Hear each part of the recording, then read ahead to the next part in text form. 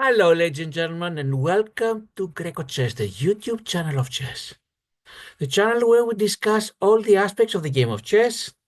And in this video, I'm going to share with you what happened yesterday night at the first round of the Ed Kopiecki Memorial Tournament hosted by the Queen's Chess Club. But let's first share the screen and see the announcement of the tournament.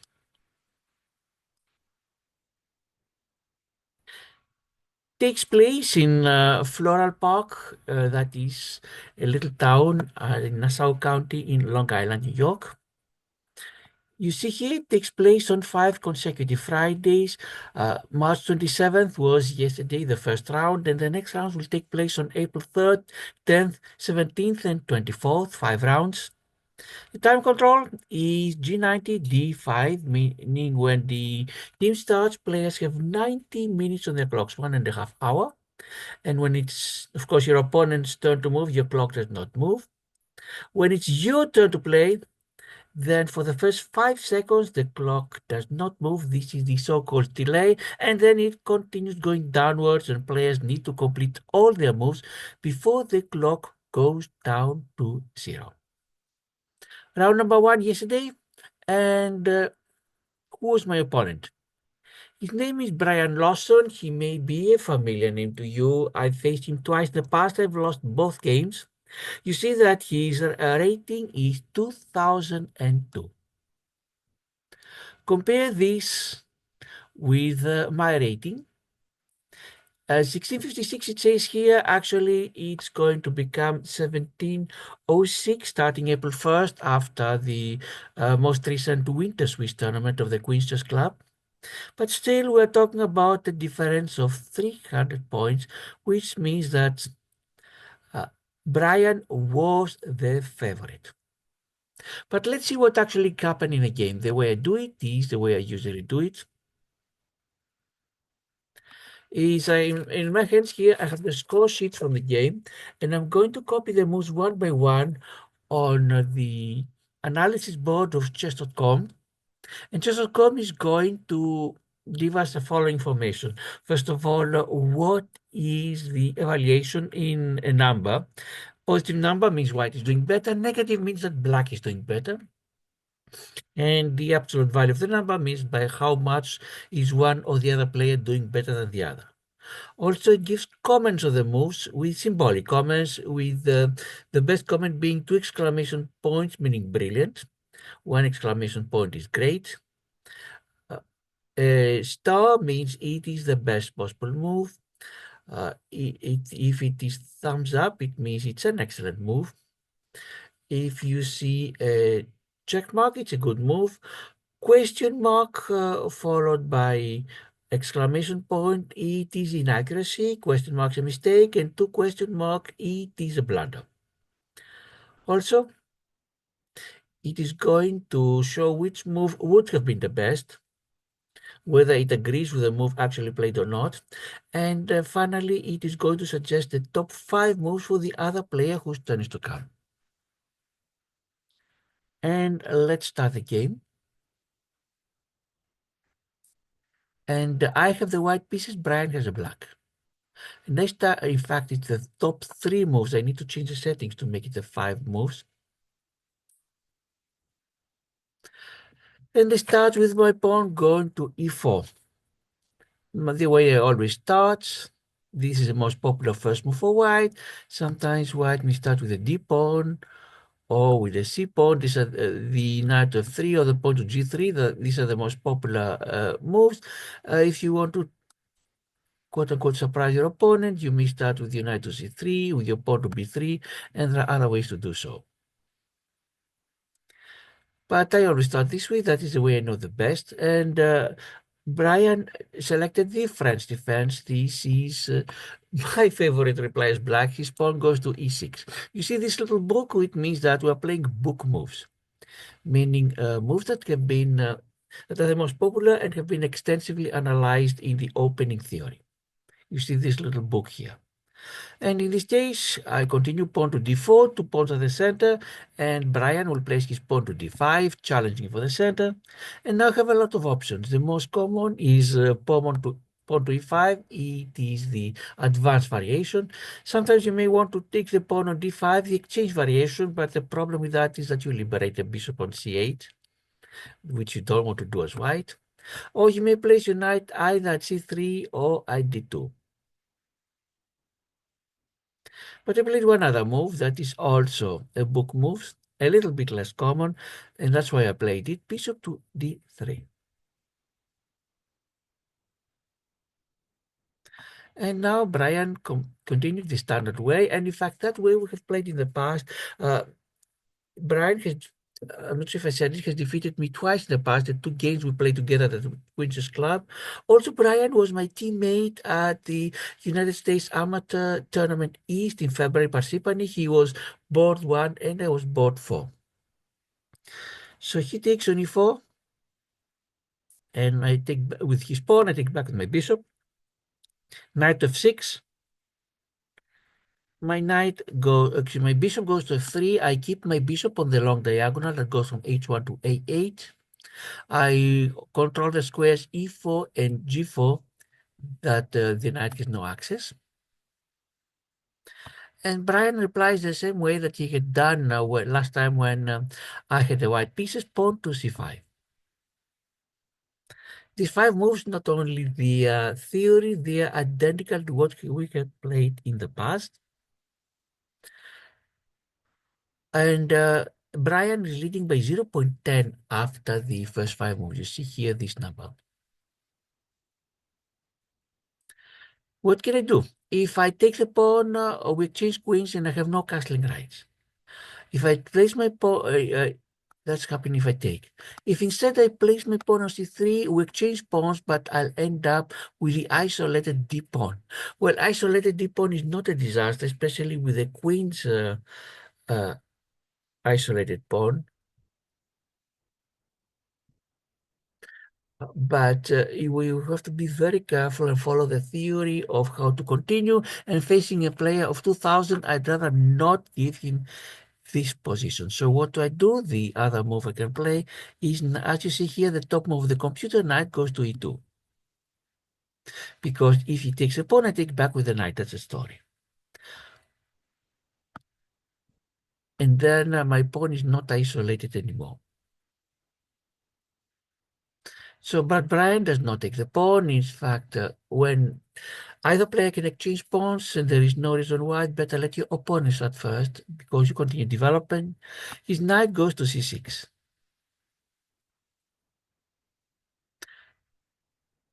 Book moves all the way until here, you see. And I send my pawn to c3. I need to defend this pawn. How to do it? Computer wants the ideal move is bishop to e3. I was afraid if I send bishop to e3, queen goes to b6 and attacks my pawn on b2. So that's how I decided to send my pawn to c3. You see, it's excellent, but the best would have been bishop to e3. Bishop to e7 for Brian that wants to start castling. And now I castle. Brian castles. And now I send my bishop to e3.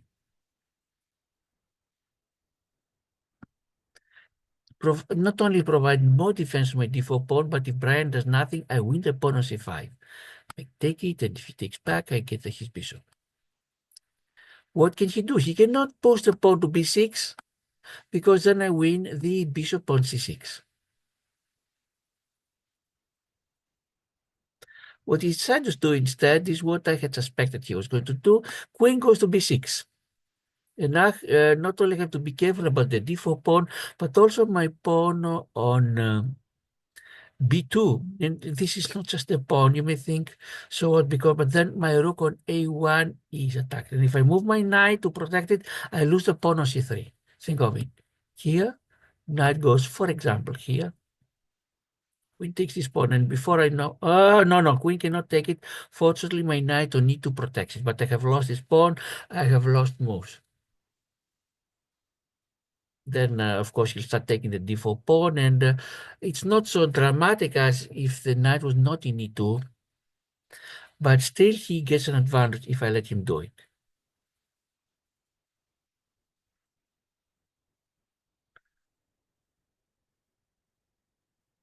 Computer wants to sacrifice a pawn. If you see here, knight goes to d2, queen takes on b2, knight to b3, queen to a3, and yes, and I'm going to get back my pawn, knight to c5, bishop c5, pawn. So there's this very complicated series of moves that I will end up losing the b2 pawn, but getting back the c5 pawn, which of course is better because the c5 is nearer the center than b2, and Brian has wasted a lot of moves moving his king right and left, all around. But I didn't calculate all that. I wanted to get rid of the queens, queen to b3. And Brian will take his my queen, of course. I'm going to take it back. We completed 10 moves, and what is the score? I'm ahead, believe it or not, by 0.18. Computer doesn't want Brian to take my queen, wants instead the pawn to take on d4.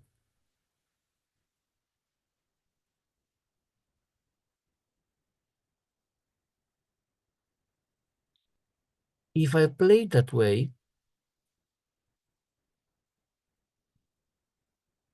queen takes on b6, pawn a6 is d4, and then if in this case, Brian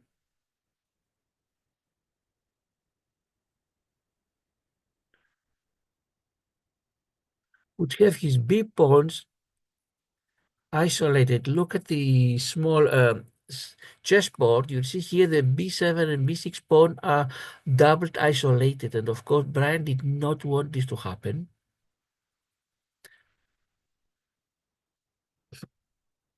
I'm not sure how deep computer get seen to be able to think that this is better for Brian, but he took my queen, and of course I have no choice now other than to take back the queen. Now he takes on d4. Now he started exchange on d4. My knight will take. I don't worry about the pawns b2, b3 being doubled because they are accompanied by the pawn on c3. So they create one group of pawns. It is less bad than Brian case where he would get the b pawns doubled but isolated completely. That's why I take here. And now if Brian took my knight, I would take the bishop, and my bishop has a wonderful position in the center. That's why, and if he leaves it here, I take it, takes back, and he has the c6 pawn isolated. That is why Brian played what, as he was thinking, I expected eventually he would do.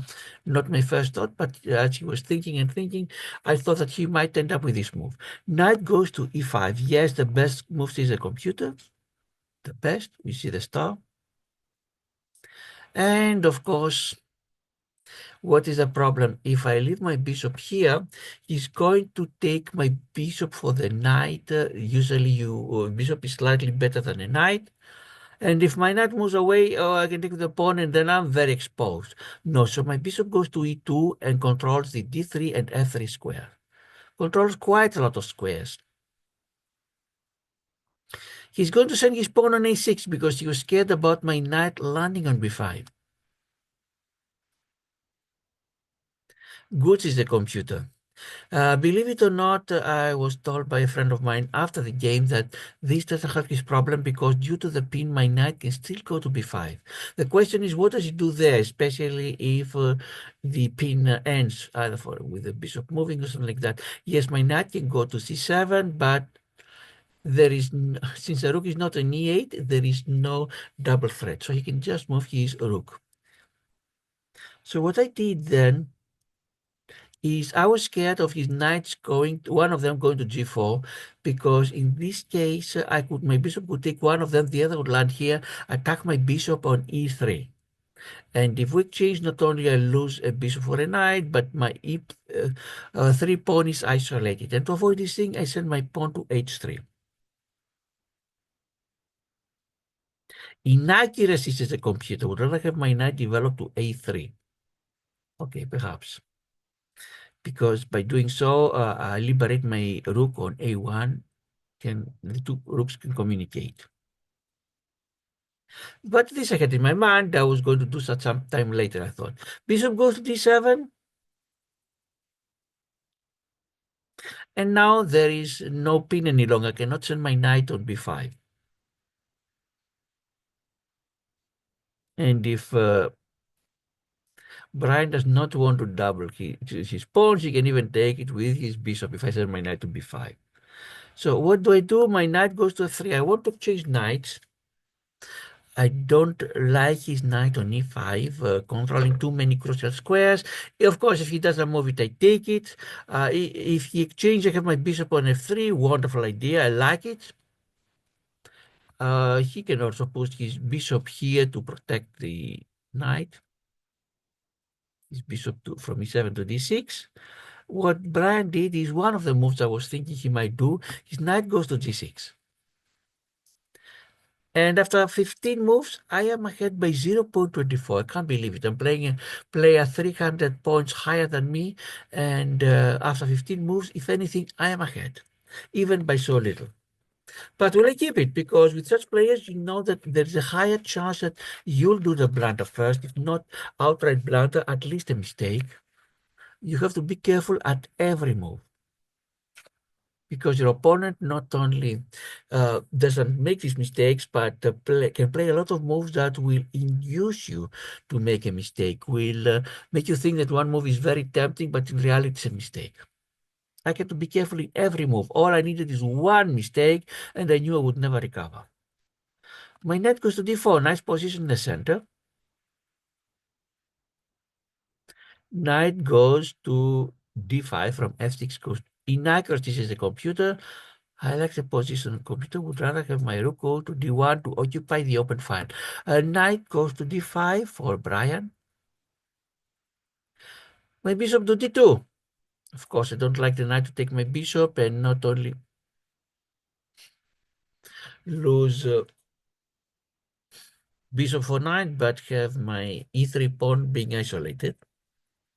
Computer would rather have my bishop go to c1. I don't understand why, because my bishop would cover more squares here, but maybe protect the pawn on b2. That's the reason why. Bishop to c5 for Brian, that attacks my knight on d4, and if I lose it, my pawn d4 becomes isolated. I don't want to lose my knight. I have the isolated pawn that would be attacked very heavily from Brian, and if lost, the e-pawn becomes passed pawn. But where to put it? I was thinking originally to put it on f3, but then if I put on f3, my bishop cannot go there. I want my bishop on f3, and that is why my knight ended up in c2. Best moves is a computer. I didn't expect it to be the best then, but given the options I had, I thought that this was an okay move. Bishop to c6. Now Brian places his bishop on this long diagonal from a8 to h1. My rook goes to e1 now.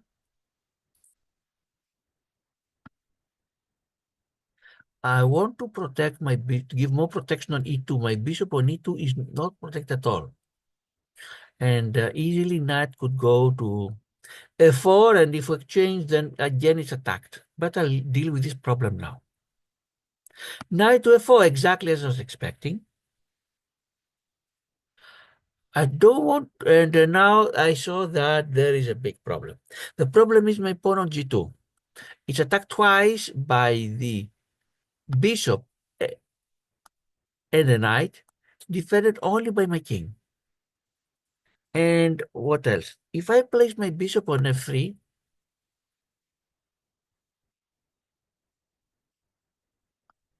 to defend, in fact, not only that, to control the long diagonal. After we exchange, Brian has two options. Either we exchange bishops, and then he wins the pawn on h3, or he may first check on h3, and if I take it back, he wins my bishop. So I knew things were not going well for me at all. At this point, I really started feeling from now on, Brian is going to overwhelm me. I have to be very, very careful. How to provide the second defense for the g2?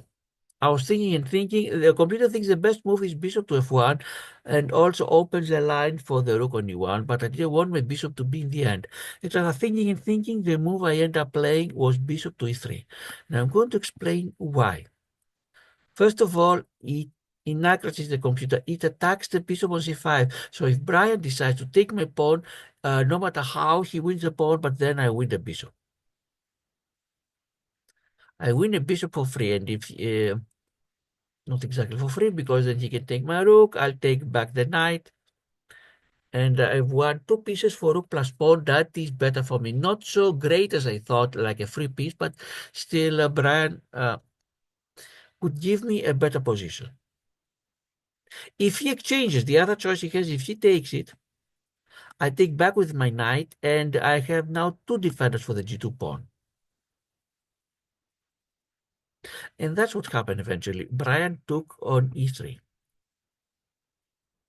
And we completed 20 moves, and Brian is ahead by 0.85. I saw it. I didn't see the 0.85, but I started feeling that now the game is going Brian's way because I have almost only moves just to stay afloat. Forget about advantages, just to survive. According to plan, I take on e3, and now the g2 pawn is attacked twice. It's attacked twice, as I said before, but also defended twice, both by my knight and by my king. So the g2 pawn, for the time being, it is safe.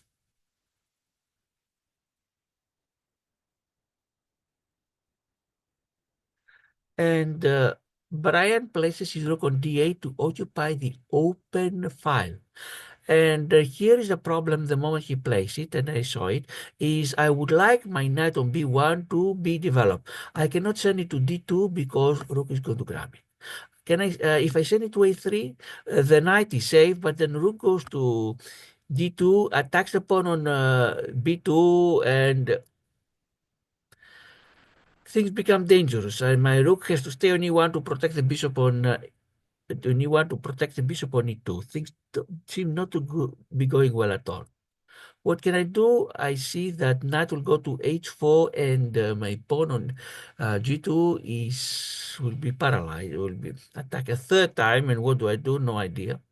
Well, I could place a bishop, but I would be stretching myself to the limits.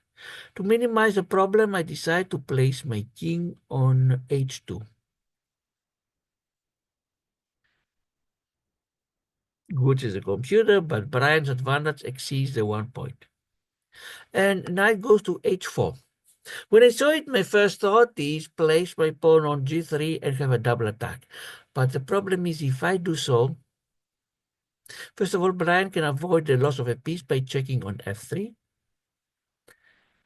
And if I take it with my bishop, I have to take it, otherwise my rook is in danger. Bishop takes it, and really my king is not in a good shape, to put it mildly.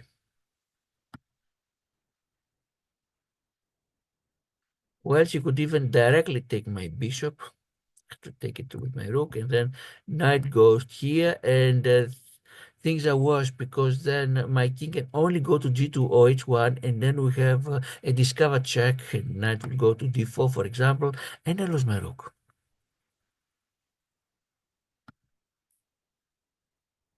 And that is why I played the move the computer suggested. In fact, the computer wished I had played it earlier, is my bishop goes to f1. And now my pawn on g2 is protected 3 times, attacked 3 times by the two knights and the bishop, defended 3 times by the knight, the bishop, and the king. So for the time being, the pawn is safe, but if any more forces come to that,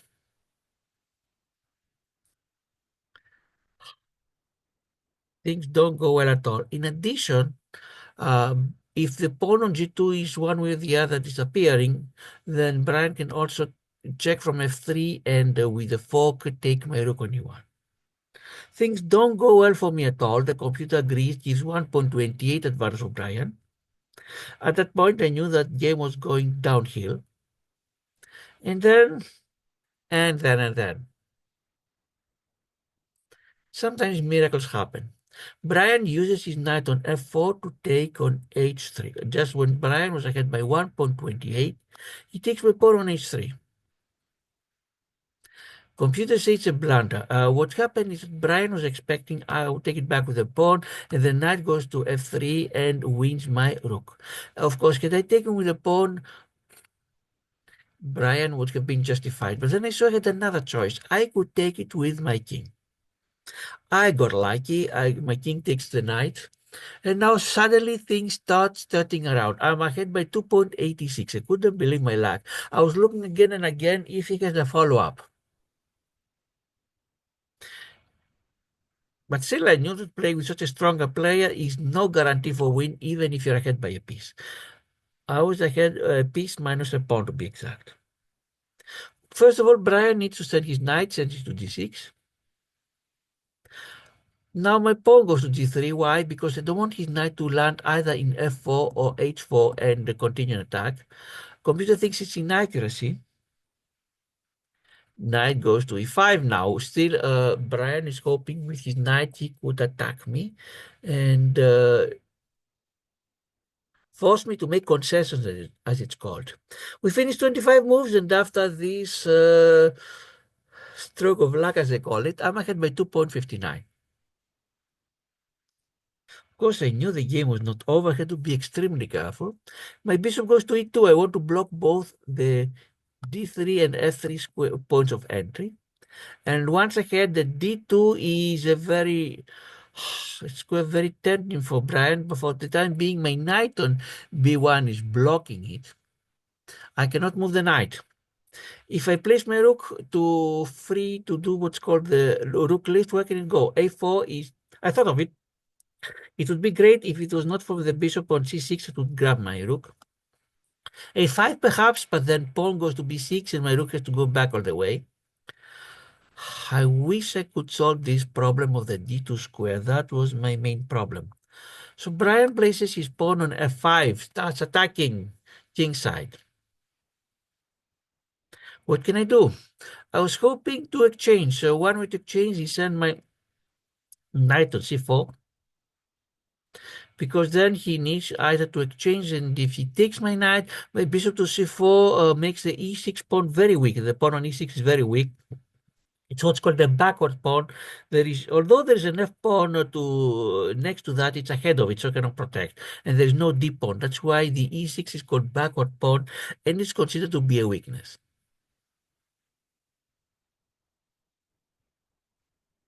Knight goes to g6 because Brian does not want exchanges since he's behind material.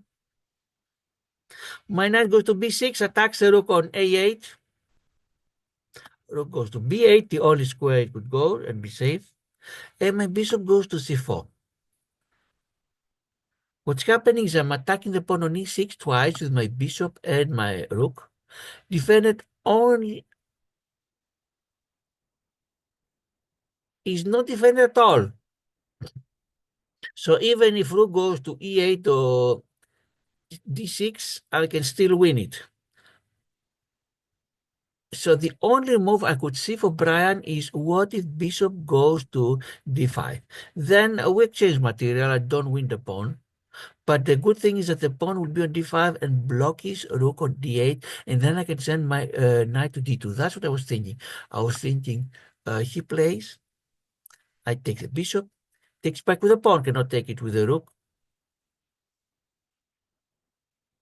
Or maybe I was even thinking, take it with the bishop, so I don't want to have attacks. Takes it back. And then I can safely place my knight on d2 and I start developing because the pawn blocks the knight. That's what I was thinking, but Brian ended up placing his knight on f8, the top move of the computer. When he played that, I was thinking, okay, I'm attacking the pawn twice, defended once. I can take the bishop, knight takes back, and I take the rook and I won a pawn. Well, not so fast, because then rook goes to d1 and then my knight and rook are paralyzed. Yes, I got the pawn, but then I can move neither my rook nor my knight, because I move the one, I lose the other. And then Brian will send his other rook on the d-file, and before I know it, I have lost at least a piece. And that's why I avoided the temptation of winning the e6 pawn. Instead, Let me now develop the knight on a3. And yes, Brian can send his rook to d. If he sends his rook to d2, my rook goes here to e2, and we exchange rooks. That's what was my plan. But instead, Brian sent his bishop to f3. We finished 30 moves. Computer thinks a miss. He'd rather have him put his rook on d2.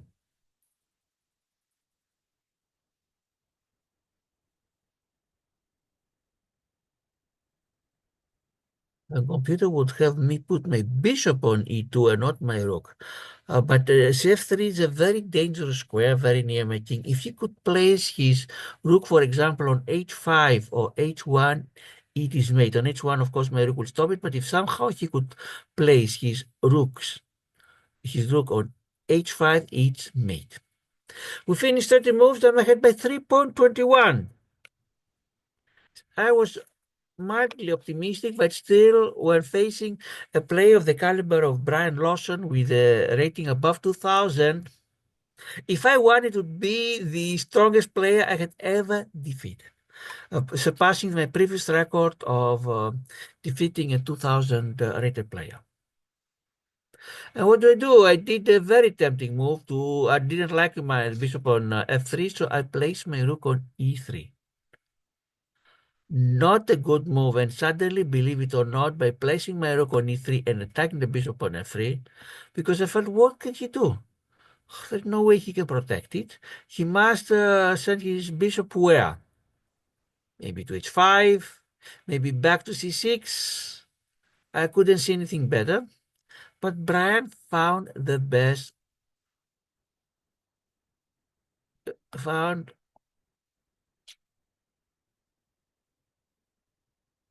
not the best move, the second best move. And when I saw it in the beginning, I thought free bishop. Why did he place his pawn on g5? That's what he played. And I felt now I can win it for free. Wonderful. Inaccuracies in the computer because I take it. But then, look at that. Fork. And no matter what I do with my king, I lose my rook. So I'm going to lose an exchange if I play it that way. And that's why I saw it on time and did not play it. What did I play instead? My rook goes to d3. And suddenly, from having a 2.9 advantage, suddenly it's a mistake. I was thinking exchange the rooks. Instead, the computer would rather have me place the bishop on e2 and then exchange on e2. My rook controls the second file. The rook from d8 cannot enter that, and we're okay. But now, according to the plan, yes, we exchange the rooks. Good for me, I thought. I don't have to worry about the d8 rook. But look what's happening. The rook goes to d8, so my bishop is under attack. And if I move it, rook goes to d2. And I cannot place my rook on d1 to save it because then it will be taken by the bishop. So what do? Bishop goes to c2. Now, I'm covering the b2 pawn. So the moment that Brian sends his rook to d2, the b2 pawn is not threatened any longer. I'm going to place my rook on f1. So I'm also covering the pawn on f2. So I'm not going, a great move is the computer, I'm not going to lose any material. Brian did what I expected him to do. Bishop goes to e2. We finished 35 moves and the score is 0.00. And it's due to the blunder of Brian that he lost his knight for a pawn, and also to me exchanging the rooks without thinking that Brian had a second rook that he could also bring to the attack. What can I do? I did what I had planned for this case. Because the rook cannot take f2 covered by the bishop, my rook goes to e1. And Brian sends his bishop to f3. Again, my pawn is under attack. Again, it cannot be saved by my rook.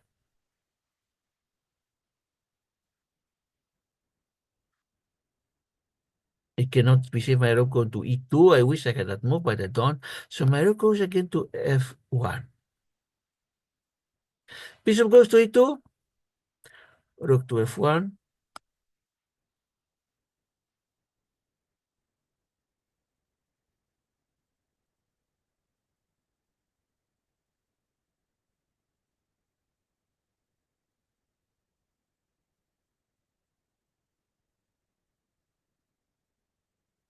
And at this point, computer says I'm ahead by 0.05, but it's going to become a draw. I'm not sure if we get the 3-move repetition or if it's going to happen.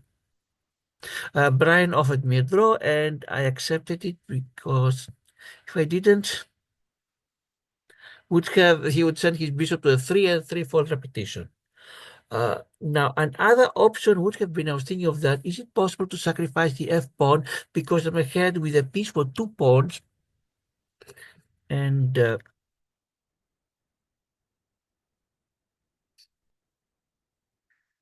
I might have chances to win because the knight is worth 3 pawns. But the problem is that the player like Brian, he has a very strong attack with bishop and rook being very near my king, and the pawns also creating what's called a mating net. And I might need to sacrifice material just to avoid the mate, and then I'm down in material.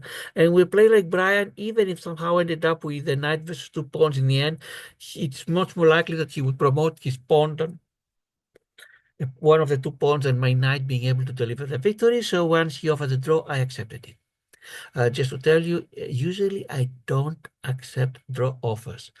But in this case, it was, I explained the reasons why, because it was going to become a 3-fold repetition. And if Brian did not want it, for example, if he plays his bishop here, then I would have to take and so on. Then the continuations would give Brian better chances to win than mine.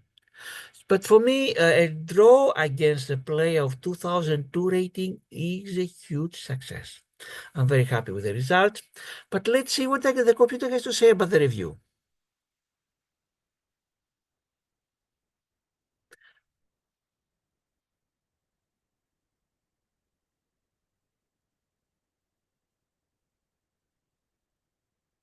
The computer thinks that I played with accuracy 85.2, Brian 87.5.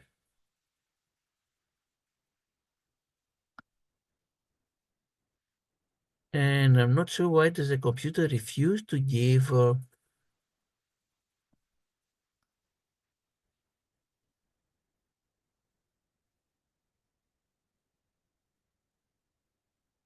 let's see. It refused to give the ratings. Maybe because in the past, as I had mentioned, the ratings were too flattering and I wouldn't trust them. And perhaps they remove them until they fix them. Let's see how did we do. No brilliancies. Great move 7 for Brian, 2 for me. Book 6 each of us. Best 12 for me versus 7 for Brian. Excellent 6 Brian, 4 for me. Good 6 each of us. And in the negatives, 4 inaccuracies each of them. Each of us. 4 mistakes for me and 1 blunder for Brian. Brian, of course, I'd like to congratulate him because after losing a piece, he did not quit, he did not give up, but he was able to come back and at least get a draw. For me, a draw is a huge success. And this concludes the coverage of the first round of the Ed Kopiecki Memorial Tournament. What next? We have the bots.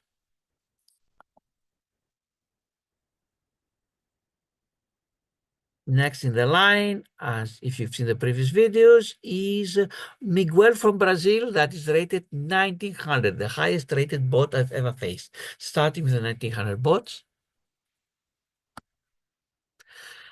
The second round of the tournament at Kopiecki, I already got a buy because I'm going to be in Atlantic City to play with for the tournament. And let's give a look at the announcement of that tournament.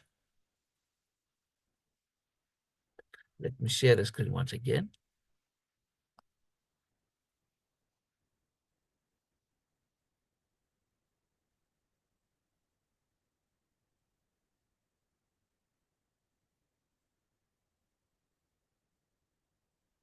Yeah, let's change the page.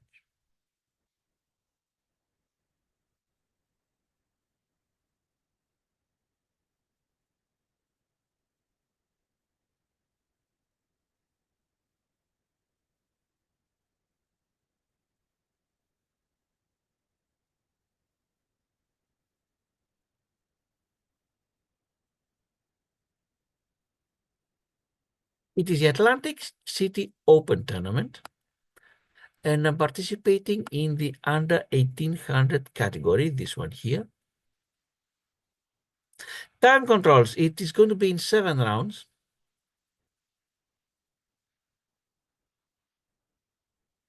And what's the time control? This is the 7 rounds.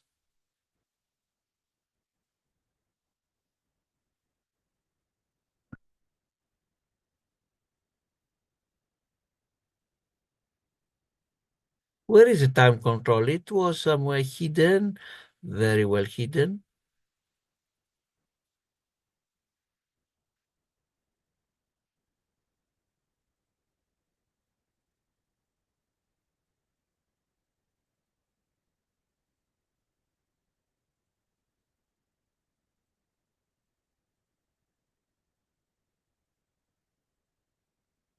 Why don't they make it easier to find the time control? Here we are. You must complete your first 40 moves in 80 minutes and the remaining in 30 additional minutes. And it is D30, meaning after when it's your turn to play for the first 30 seconds, the clock does not move. So the game can go on for many hours, even without a delay. 80 plus 30 is 110 times 2 is 220. And with the time delay, it can exceed 4 hours. Very, very long games.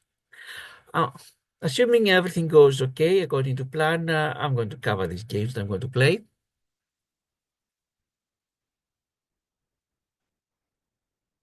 The tournament starts on Thursday, April 2nd. Till then, we're going to face the bots, see if we can survive the 1900 bots. They're going to be the strongest ever. But that's all for now. Thanks to all the viewers, subscribers, their comments, and their likes.